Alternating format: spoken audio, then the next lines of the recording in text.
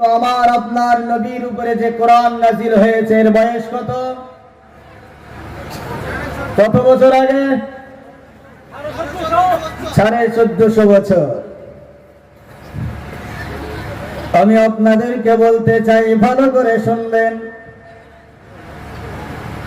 জুবিন গানে এত বড় গায়ক 40,000 গান গেয়েছে আমার ভাইয়েরা, সবাই ভালো করে জানেন। একটা গান যদি 10 বার শোনেন তারপরে আর ভালো লাগে না, কিন্তু আল্লাহ পাকের কালাম নবীজির উপরে প্রায় 1,500 বছর পূর্বে নবীজির উপরে নাযিল হয়েছে। মেরাজের রাত্রিতে আপনার আমার নবী মেরাজের রাত্রিতে আমাদের জন্য 50 ওয়াক্ত নামাজ এনেছিলেন। মনে আছে না নাই? আওয়াজ নাই, আছে না নাই? 50 ওয়াক্ত নামাজ আসমানে অন্য অন্য নবীদের সাথে দেখা হয়। তেনারা জানিয়ে দেন, নবী গো আপনার উম্মতেরা বড় কমজোর হবে, তাই 50 ওয়াক্ত নামাজ তারা আদায় করতে পারবে না। আমি মেরাজের ঘটনা আপনাদের সামনে তুলে ধরব না, আমি আপনাদেরকে জানিয়ে দিতে চাই নবীজি মেরাজের রাত্রিতে অবশেষে 5 ওয়াক্ত নামাজ আপনার আমার জন্য ফরজ করে নিয়ে আসলেন। আমার বলার উদ্দেশ্য হলো, নবীজির জামানায় সাহাবায়ে কিরামগণ যখন মসজিদে নববীতে নবীজির পিছনে ইমাম যখন নবীজি ছিলেন, সাহাবায়ে কিরামরা নামাজে দাঁড়িয়ে যেতেন। নবী আল্লাহু আকবার বলে যখন প্রথম রাকাতে দাঁড়িয়ে যেতেন, আলহামদুলিল্লাহি রাব্বিল আলামিন পড়তেন। জোরে বলেন ঠিক কি না? তারপরে সাহাবায়ে কিরাম ইমাম বলেন নামাজের মধ্যে সূরা ফাতিহা, তাবিগুন চলে আসলেন নামাজের মধ্যে একই সূরা ফাতিহা। আজ প্রায় 1,500 বছর হয়ে গেল, এখনো 1,500 বছর পরে মাদ্রাসার হুজুরেরা আপনার এলাকার মসজিদের ইমাম যদি নামাজে দাঁড়িয়ে যায়, বলুন নামাজে দাঁড়িয়ে গিয়ে ওই সূরা ফাতিহা, একই সূরা ফাতিহা, যোহরের নামাজে একই সূরা ফাতিহা, আসরের নামাজে ওই সূরা ফাতিহা, মাগরিবের নামাজে একই সূরা ফাতিহা, ইশার নামাজের সময় ওই একটাই সূরা ফাতিহা। 1,500 বছর প্রায় হয়ে গেল একই রকমের সূরা ফাতিহা। আজ পর্যন্ত কোন মানুষের দল স্লোগান দিয়ে বলেছে 1,500 বছর হয়ে গেল একটা সূরা ফাতিহা আর ভালো লাগে না, পাল্টাতে হবে? বলেছে কেউ? আওয়াজ নেই, কেউ বলেছে? বলে নাই। এই হলো এই কোরআনের মুজিজা, এই কোরআনের এত বড় মুজিজা। এটা কোন কিতাব? এখানে কিসের শিক্ষা দেওয়া হয়? এই কোরআনের দাম কত? এমনি লাইব্রেরিতে যখন কিনতে যাবেন কত টাকা দাম? 250, 300, 400, 500, 1000 টাকা হলে সুন্দর পাওয়া যায় কোয়ালিটি, ঠিক কি না?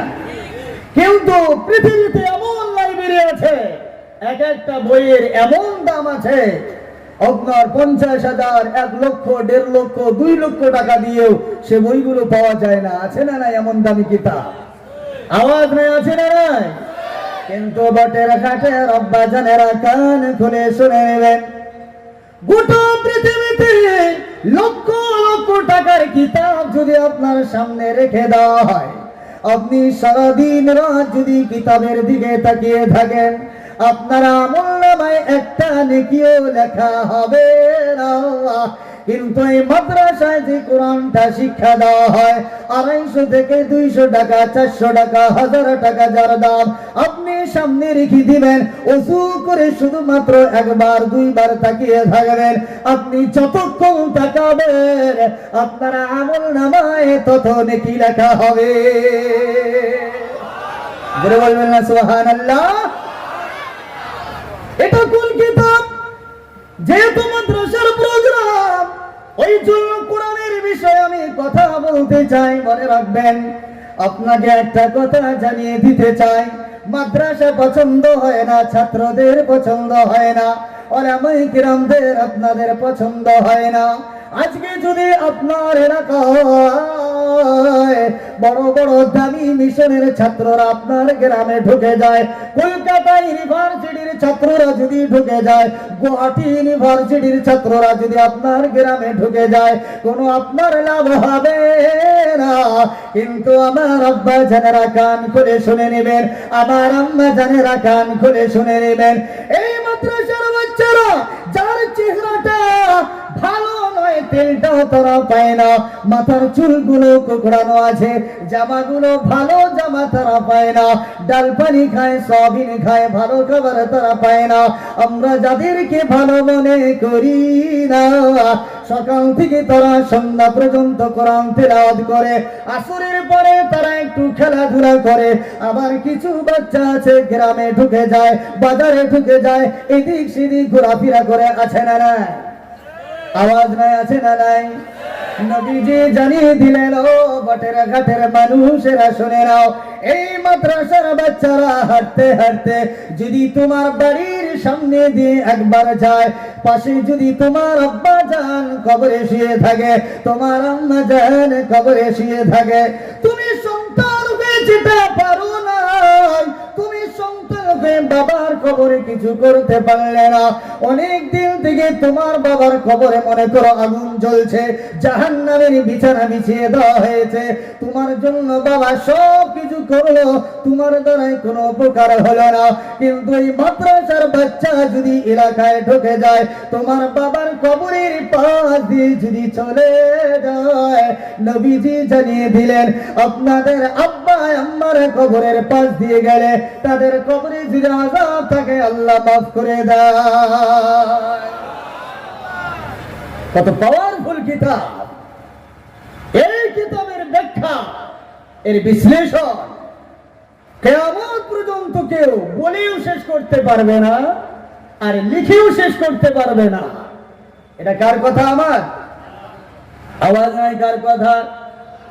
স্বয়ং আল্লাহ জানিয়ে দিলেন, কুল লাউ কানাল বাহরু মিদাদান লিকালিমাতি রাব্বি লানাফিদাল বাহরু قبل أن تنفد كلمات ربي ولو جئنا بمثله مددا।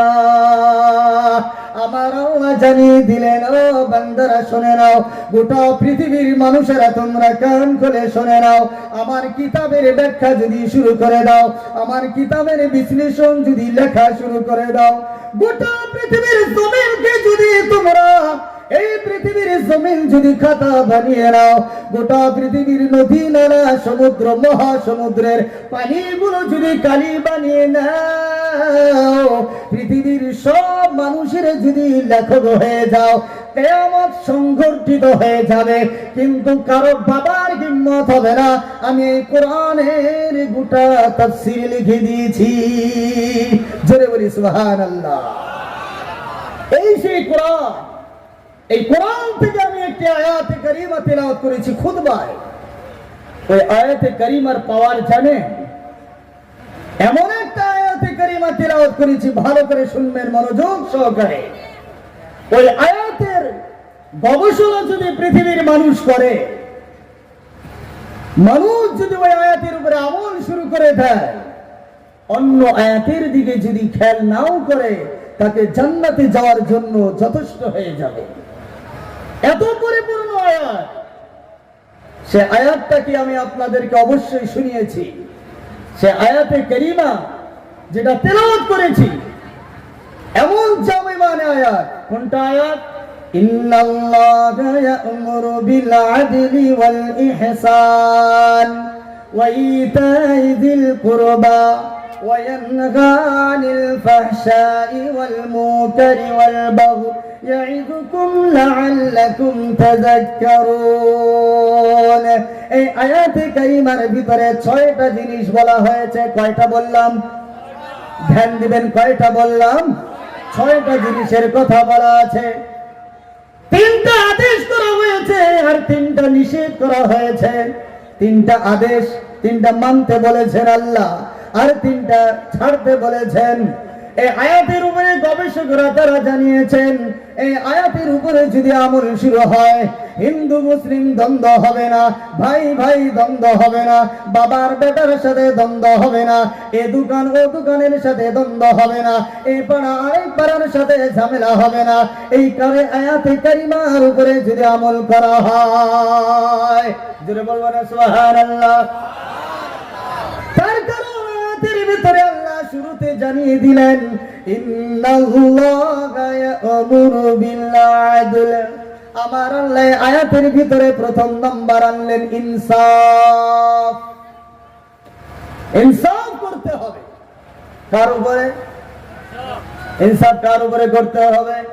মুসলমান, শুধু মুসলমানের উপর? হ্যাঁ, শুধু মুসলমানের উপরে ইনসাফ না সবার উপরে? আওয়াজ নাই, সবার উপরে কিনা বলেন? আপনি বাবা হয়েছেন, একটা একটা করে ক্লিয়ার করে ছাড়বো, মনোযোগ সহকারে শুনবেন। আপনি বাবা হয়েছেন, আপনি ছেলেদেরকে ভালো করে বুঝিয়ে দিলেন, আপনার মেয়েটারে আপনি ঠকিয়ে দিলেন, আপনি যদি তাহাজ্জুদ পড়েন ওয়ালা হন মুমিন হতে পারবেন না। ইনসাফ বাড়িতেও থাকতে হবে, ঠিক কিনা বলেন? ইনসাফ আপনার গ্রামেও হতে হবে। আপনি ঘুমিয়ে পড়লেন, হঠাৎ করে দেখা গেল গ্রামে কারো বাড়িতে আগুন লেগে গেল, আপনি দৌড়ে দৌড়ে চলে গেলেন, ওই বাড়ির সামনে গিয়ে দেখেন এটা মুসলমানের বাড়ি নয়, এটা বাড়ি হলো হিন্দু মানুষের বাড়ি। আপনি যদি ওই সময় বাড়িতে দেখে ফিরে চলে আসেন, আপনি সহযোগিতার হাত যদি বাড়িয়ে না দেন, আমার আল্লাহ জানিয়ে দিল তোমার ঈমানের মূল্য আমার কাছে হবে না। জোরে বলি সুবহানাল্লাহ। ইনসাফ সবার উপরে থাকতে হবে। নবীজি জানিয়ে দিলেন লা ইয়ারহামুল্লাহ মান লা ইয়ারহামুন নাস। যারা মানুষের উপরে রহম করে না, আল্লাহ স্বয়ং তাদের উপরে রহম করে না। এখানে নবীজি না শব্দ ব্যবহার করেছেন, আর না শব্দের অর্থ হলো মানুষ।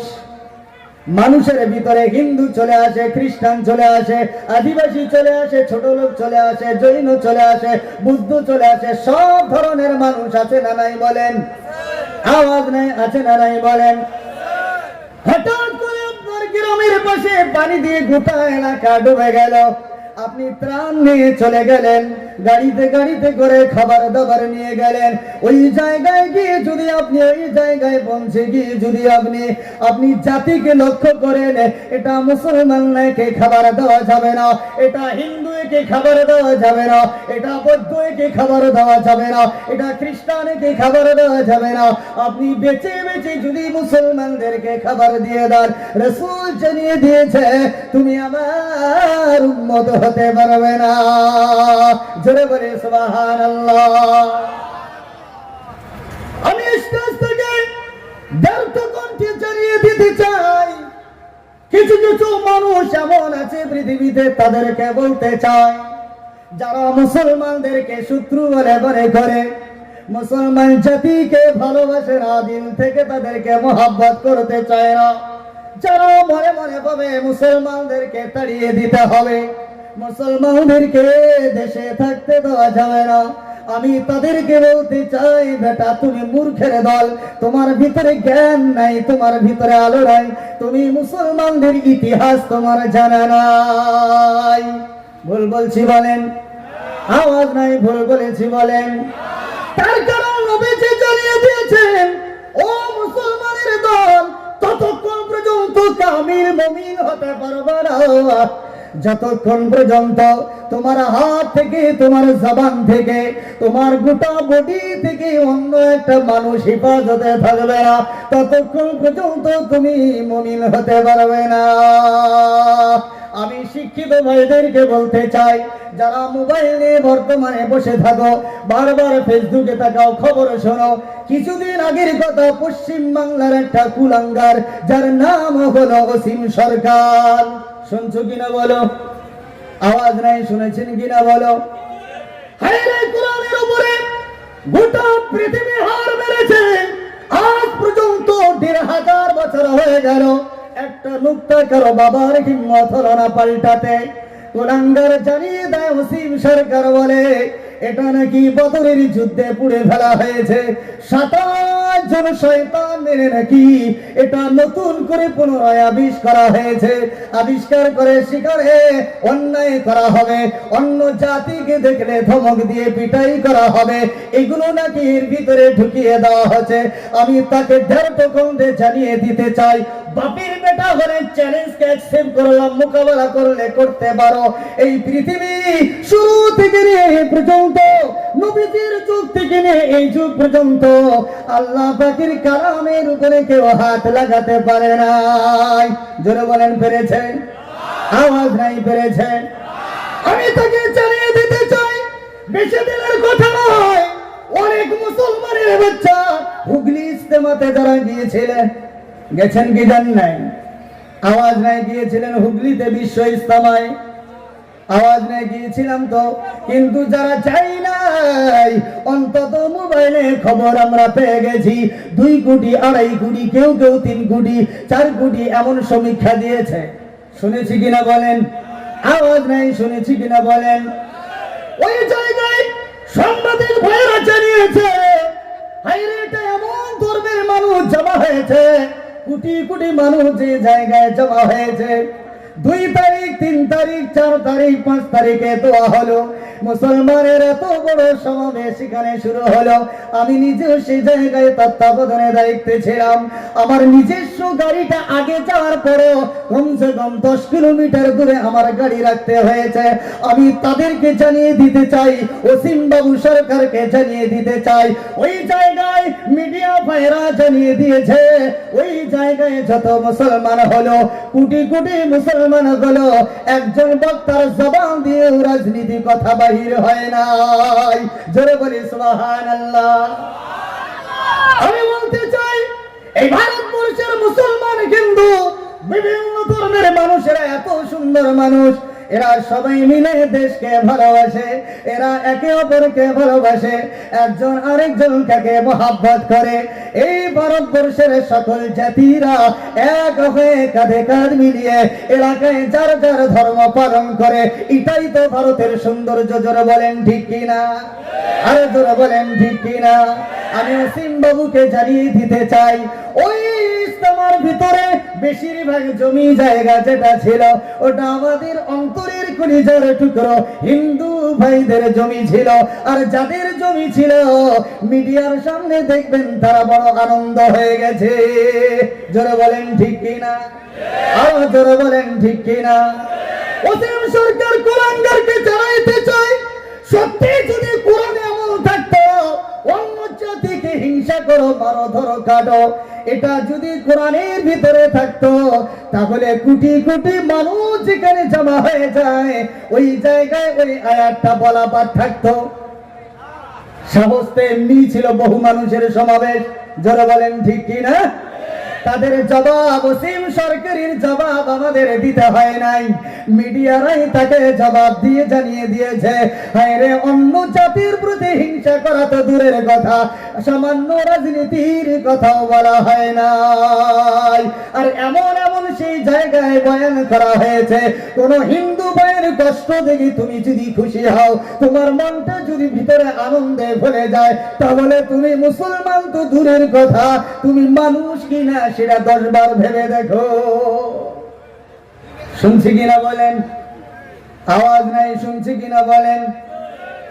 আমি ওসিম বাবুকে জানিয়ে দিতে চাই, কোরআনের বিরোধিতা করো, কোরআনকে জানতে চাও, তুমি একবার ভালো করে মূর্খ ছেড়ে দিয়ে শিক্ষিত সমাজের কাছে বসে যাও, কোরআনের ইতিহাসটা জানো, তবেই তো তোমার অন্তরের নোংরা জিনিসগুলো ছেড়ে যাবে। জোরে বলেন ঠিক কিনা? আরো জোরে বলেন ঠিক কিনা? আরে তুই কোন হলো এসে গেলি, এতদিন পরে কোন বাহাদুরি, তোকে আমরা হিসাবও করি না, তোকে আমরা গুনিও না।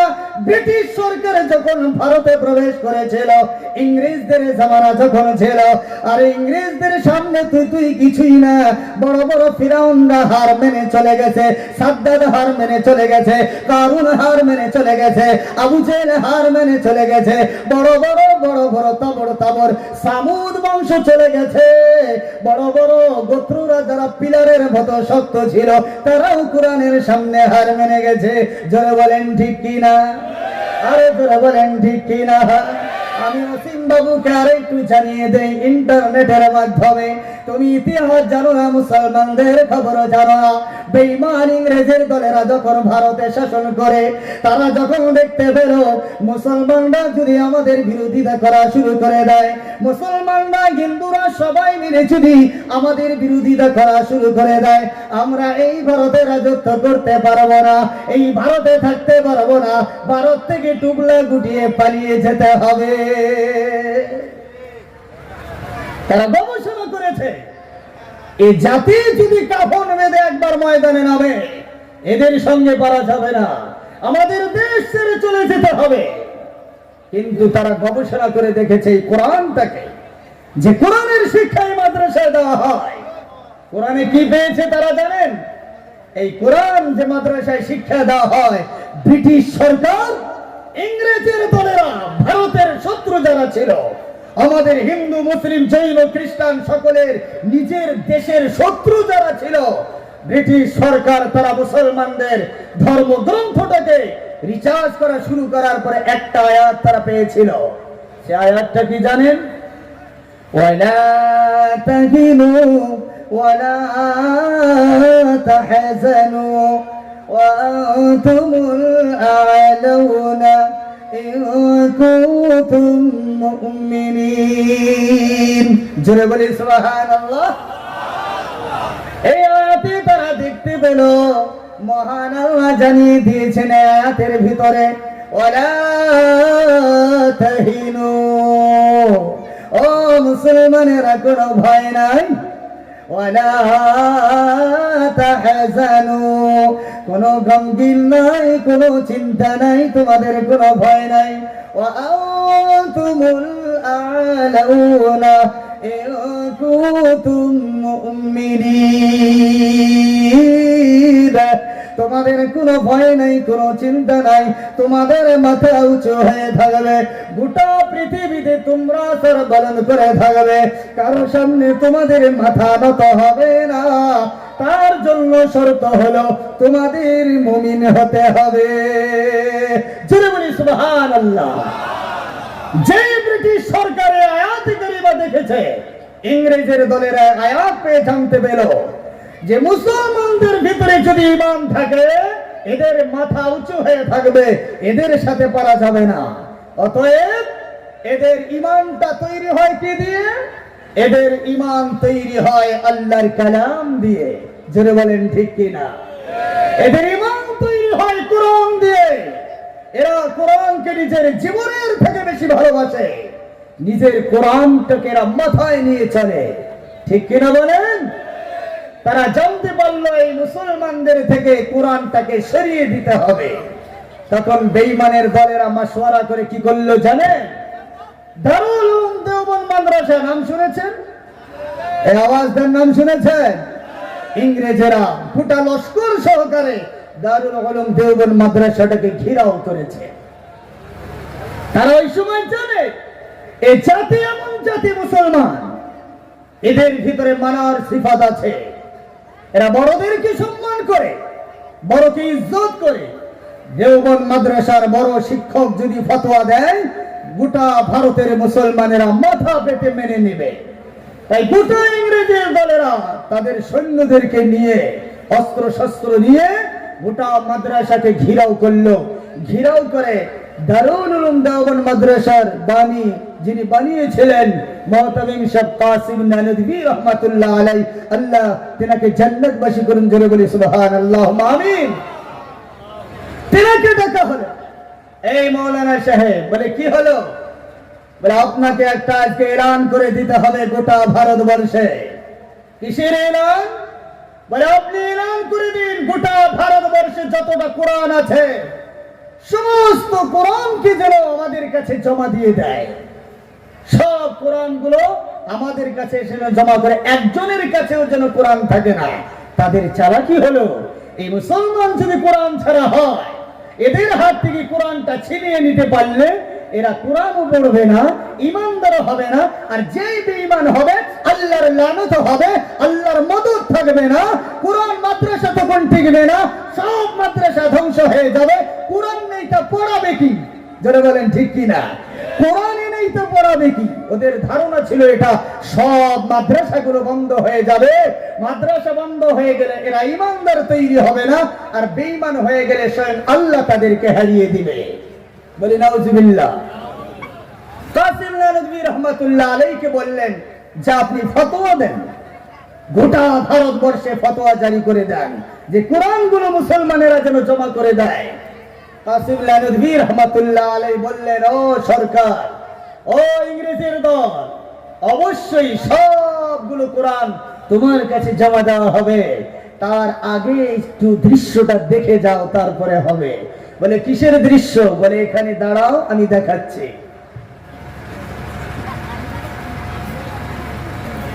দাঁড়াও দেখাচ্ছি। এই বলে মাদ্রাসার ছোট্ট একটা বাচ্চাকে ডাক দিলেন,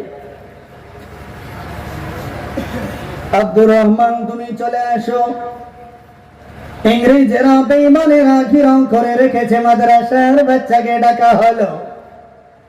মাসুম বাচ্চা চলে এলো, তাকে বলা হলো আব্দুর রহমান বাবা তুমি তেলাওয়াত করো। এই মাদ্রাসায় যে কোরআনের শিক্ষা দেওয়া হয়, হিফজ করানো হয়, দেখুন মাদ্রাসার ইতিহাস একবার শুনে দেখেন। ছোট্ট বাচ্চাকে যখন বলা হলো তেলাওয়াত শুরু করে দাও, মাদ্রাসার বাচ্চা আলিফ লাম মিম বলে তেলাওয়াত শুরু করে দিল।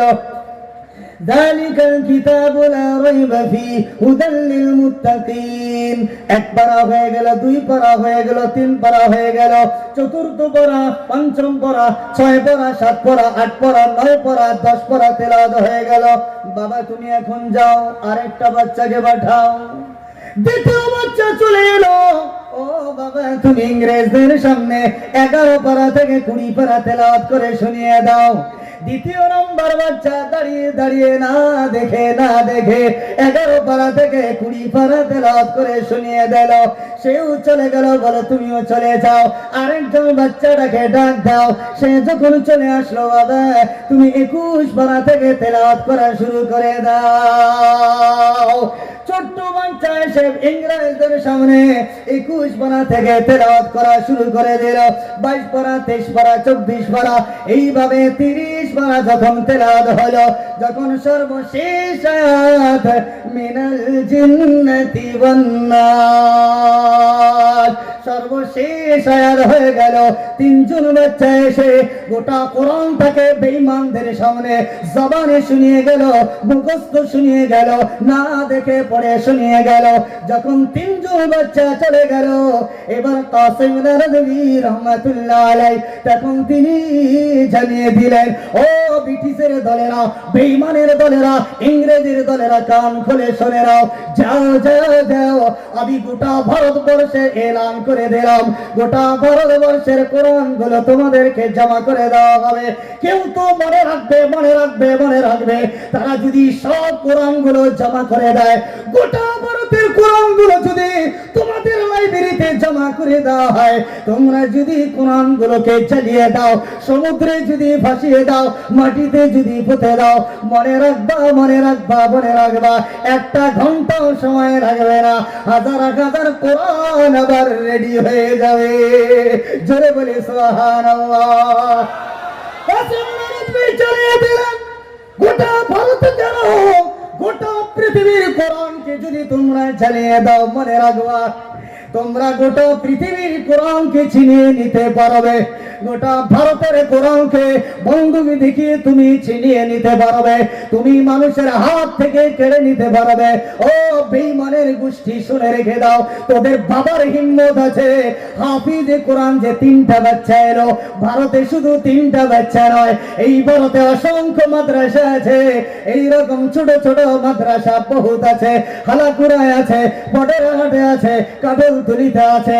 এক একটা জেলায় গোটা ভারতে ঘুরে দেখো অসংখ্য মাদ্রাসা আছে, আর হাজার হাজার বাচ্চা এমন আছে তাদের সিনায় কোরআনটাকে মাহফুজ আছে, তাদের সিনায় আমার আল্লাহ হিফাজত করে রেখে দিয়েছে। এলাকার মানুষেরা, কৃষক মানুষেরা কষ্ট করে করে টাকা জমা করে, ঘাম ফেলে পয়সা করে মাদ্রাসায় দেয়, মাদ্রাসায় তারা হাফিজ তৈরি করে। ও ইংরেজদের দলেরা সব কোরআন যদি চালিয়ে দাও, কিন্তু তোমাদের হিম্মত হবে না, কোন মেশিনও আবিষ্কার করতে পারবে না। তাদের সিনার থেকে হিম্মত যদি থাকে, তাদের সিনা থেকে চুম্বকের মতো কোরআনটা বার করে দেখা। জোরে বলি না রে তাকবীর, আর জোরে বলি না রে তাকবীর। সে বেঈমান ইংরেজের দলেরাও পারলো না, আর তুমি হলো অসীম সরকার এতদিন এসে বলছো এটা বদরের যুদ্ধে পড়ে গেছে। আরে কি বলি, বলার কোনো ভাষা নেই। আমার আব্বা জানেরা, এই কোরআনের তালিম এখানে হচ্ছে, এই মাদ্রাসার বাচ্চা এদেরকে তৈরি করার জন্য এই রকম কারখানা আমাদের দরকার আছে না নাই? আওয়াজ রায় আছে না নাই? তাহলে এই মাদ্রাসা তৈরি করার জন্য এইরকম হাজার হাজার কোটি কোটি হাফিজে কোরআন কম্পিউটারের মতো পড়ে যাবে, কম্পিউটার ফেল হয়ে যাবে, এইরকম বাচ্চা তৈরি করার কারখানা মাদ্রাসা কারা কারা গড়তে রাজি আছি? দুহাত উঁচু করে দেখায়। সবাই রাজি আছি তো ইনশাআল্লাহ? আরো জোরে বলি নারে তাকবীর, নারে তাকবীর, আরো প্রাণ খুলে বলি নারে তাকবীর। আমার আব্বা জানেরা, আমার এই মাদ্রাসার পক্ষে যতদিন বেঁচে আছে অবশ্যই থাকবো। বেশি কথা বলতে পারবো না, শুধুমাত্র মাদ্রাসার বিষয়ে কিছু কথা বলে ইতি টানার চেষ্টা করবো। মনোযোগ সহকারে শুনবেন তো ইনশাআল্লাহ? আওয়াজ নেই, শুনবেন তো ইনশাআল্লাহ? আমি যে কোরআনের আয়াতে কারিমা তেলাওয়াত করেছি, এই আয়াতের ভিতরে 3টা আদেশের কথা বললাম, আর একটা 3টা নিষেধের কথা বলেছি। শুনেছেন তো? মনে আছে শুরুতে বলেছিলাম? আওয়াজ নেই, মনে আছে? এই 3টা 6টা, 3টে 6টা, এতগুলো বলতে গেলে তো সারা রাত সময় কুলাবে না। অতএব এই 3টা 6টা একটু ভারী হয়ে যায়, একটু সহজ করে নেই। তাহলে একটা প্রশ্ন আর একটা আদেশ, একটা নিষেধকে নেই, বাকি 6টা আপাতত থাক। একটা টান দিয়ে দেখি, সহজ করে নেই একটু, যেহেতু সময়ের অভাব, একটু সহজ করে নিলে আপনারা মানবেন তো? আওয়াজ নাই, অন্তত একটা আদেশ একটা নিষেধ নেই, ঠিক আছে? তাহলে যেহেতু কমিয়ে দেওয়া হলো, একটা আদেশকে নেওয়া হলো, একটা নিষেধকে নেওয়া হলো, তাহলে এর উপরে আমল করবো কারা কারা? হাত তুলে দেখায়। সবাই করবো? করবো তো ইনশাআল্লাহ? আল্লাহ তা কবুল করুন বলে আল্লাহুম্মা আমিন। আমাদের আদি পিতার নাম কি গো? আদম আলাইহিস সালাতু ওয়াস সালাম। আমাদের আব্বাজানকে যখন তৈরি করা হলো, পয়দা করা হলো, সৃষ্টি করা হলো, অর্ডার কি ছিল? গোটা ফেরেশতাদের বলা হয়েছিল তোমরা সিজদা করো, হয় না? وَإِذْ قُلْنَا لِلْمَلَائِكَةِ اسْجُدُوا لِآدَمَ فَسَجَدُوا। আদম নবীকে তৈরি করার পর গোটা ফেরেশতাদেরকে জানিয়ে দিলেন সিজদা করো। সব ফেরেশতারা বিনা অহংকারে তারা সিজদা করলো, ইল্লা ইবলিস। কিন্তু বড় হুজুর করেছে? আওয়াজ নাই, করেছে? বড় হুজুর সিজদা করলো না। কে সে বড় হুজুর? মিস্টার ইবলিস। জানেন কি জানেন না? আওয়াজ নাই, জানেন কি জানেন না? কে সেই মিস্টার ইবলিস? এটা তো আপডেট হয়ে নাম এসেছে মিস্টার ইবলিস। আগের কি নাম ছিল? হ্যাঁ, আগের নাম ছিল আজাজিল। কি নাম ছিল মনে রেখে দেন, আজাজিল। কে সে আজাজিল? মুআল্লিমুল মালাইকা, ফেরেশতাদের শিক্ষক ছিল। ভালো করে বুঝবেন, প্রথম প্রশ্নটা আদেশটা বলছি কিন্তু, যা বর্তমানে ইবলিস সেই ছিল আজাজিল, আর আজাজিল ছিল মুআল্লিমুল মালাইকা, ফেরেশতাদের শিক্ষক ছিল। এবার আমার আল্লাহ আদম নবীকে তৈরি করার পরে গোটা ফেরেশতাদের কি বলা হলো, তোমরা সিজদা করো ইল্লা ইবলিস। ইবলিস সিজদা করলো না, সঙ্গে সঙ্গে মুআল্লিমুল মালাইকা থেকে নামটা কেটে দিয়ে নাম হয়ে গেল মিস্টার ইবলিস। জোরে বলেন ঠিক কিনা? আমার প্রশ্ন হলো, কয়টা আদেশের কথা বলা ছিল? একটা কি ছিল আদেশ? সিজদা করা, ঠিক কি না? তা একটা আদেশ ছিল যে সিজদা করো। তা মিস্টার ইবলিস আজাজিল এ কিন্তু এতটা ইবাদত করেছে, এ ফেরেশতাদের বলে লালিত পালিত হয়েছে, আল্লাহ এতটা ভালোবেসেছে, কিন্তু একটা আদেশ আদম নবীকে সিজদা করা, অর্ডারটা ছিল আল্লাহ। এত ফেরেশতাদের শিক্ষক হওয়ার পরেও একটা আদেশ অমান্য করার কারণে সঙ্গে সঙ্গে কি হলো? আওয়াজ নাই, কি হলো? বিতাড়িত হয়ে গেল ইবলিস, বিতাড়িত শয়তান। তাহলে এবার প্রশ্ন থাকলো আমাদের কাছে, তা একটা সিজদা, একটা আদেশ না মানার কারণে যদি ফেরেশতাদের শিক্ষক শয়তান হয়ে যায়, আমরা একটু জীবনের হিসাবটা মিলাই। এই বয়সে কতটা আদেশ, কতটা সিজদা বাদ দিয়েছি, এটা হিসাব করি সবাই। কতটা বাদ দিয়েছি? আচ্ছা, সারা জীবনের কথা ছেড়ে দেন, একদিনে কতটা সিজদা বাদ দিলাম? আমাদের দিনে কটা সিজদা করা ফরজ বলেন? হ্যাঁ, তাও জানি না মুসলমান। আচ্ছা, কয় রাকাত নামাজ ফরজ বলেন তো? 17 রাকাত। এক এক রাকাতে দুটো করে সিজদা। তাহলে কয়টা? 17 দুগুণ 34, আর 3 রাকাত ভিতরে 6টা সিজদা। 34 আর 6 কত? 40। তাহলে এই 40টা সিজদা কয়টা করি আর কয়টা বাদ দেয়? তাহলে আজাজিল একটা সিজদা বাদ দিয়ে হলো শয়তান বড় হুজুর। তাহলে আমরা কতটা বাদ দিলাম? আমরা কি হলাম? কি হলাম আমরা?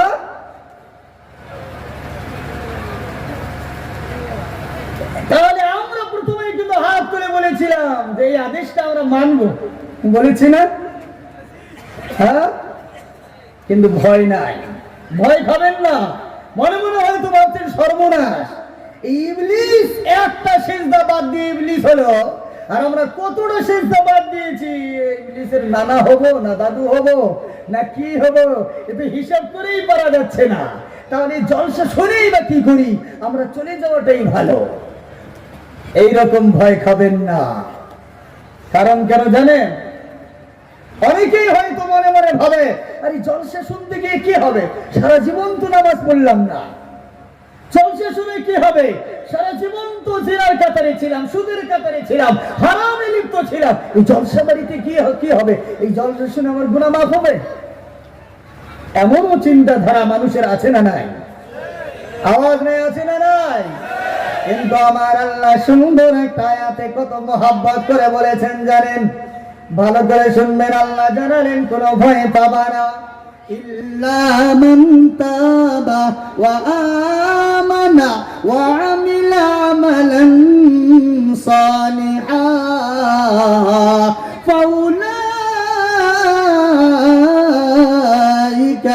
ইউবাদদিলুল্লাহু সাইয়্যাতিহিম হাসানাত। জোরে বলে সুবহানাল্লাহ। আবার আল্লাহ জানিয়ে জানিয়ে দিল, বান্দা শুনে নাও, তুমি পাহাড় পরিমাণ গুনাহ করেছো, তুমি বড় বড় গুনাহ পাহাড় পরিমাণ গুনাহ করেছো, সারাটা জীবন গুনাহ করে করে কাটিয়ে দিয়েছো। মনে মনে বাবা জলসায় গেলে আমার কি লাভ হবে, আমার কি উপকার হবে? আমার উপকার তো হবে না, জলসায় যাওয়া যাবে না। আল্লাহ জানিয়ে দিলেন, ও বাংলা তুমি কোনো ভয় পাবা না, আমার রহমত থেকে তুমি নিরাশ হবে না। তুমি যাও যাও যাও, জলসার ভিতরে চলে যাও। জলসায় আসায় পরে বক্তারা যখন বয়ান করবে, কেউ এসে বলবে জিনা করা যাবে না, আরেকজন এসে বলবে মিথ্যা কথা বলা যাবে না, আরেকজন বক্তা এসে বলে সুদ খাওয়া যাবে না, আরেকজন এসে বলবে জমি ঠেলে বাড়িয়ে নেওয়া যাবে না, আরেকজন বয়ান করবে ব্যবসা করবা ওজনে ভেজাল দেওয়া যাবে না, আরেকজন এসে বলবে হিংসা করা যাবে না, আরেকজন এসে বয়ান করবে বাবা মাকে অন্যায় ভাবে, বাবা মাকে কিছু বলা যাবে না, বাবা মার দিকে কুটু কথা বলা যাবে না, ওর আমাদের দিকে আঙ্গুল তোলা যাবে না, ওর আমায় কিরামদের দিকে হিংসা করা যাবে না, কোরআনকে ভালোবাসতে হবে। সব বক্তারা যখন এসে বয়ান করবে, সারা রাত ধরে তুমি বয়ান শুনবা। বয়ান শোনার পর ইল্লা মান তাবা, এই জায়গায় বসে একবার তোমরা যদি তওবাটা করে নাও, ওয়া আমানা, আমি আল্লাহর উপরে যদি দীর্ঘ বিশ্বাসটা করে নাও, আর তওবা করে বাড়িতে যাওয়ার পরে ওয়া আমিলা আমালান সালিহা, এবার বাড়িতে যাওয়ার পরে আজকে জলসা শোনার পরে আগে মিথ্যা বলেছো, আর কালকে থেকে বলবা না। আগে বাবা মাকে কষ্ট দিয়েছো, বয়ান শোনার পরে আর কষ্ট দেবে না। আগে নামাজ পড়ো নাই, বয়ান শোনার পরে তো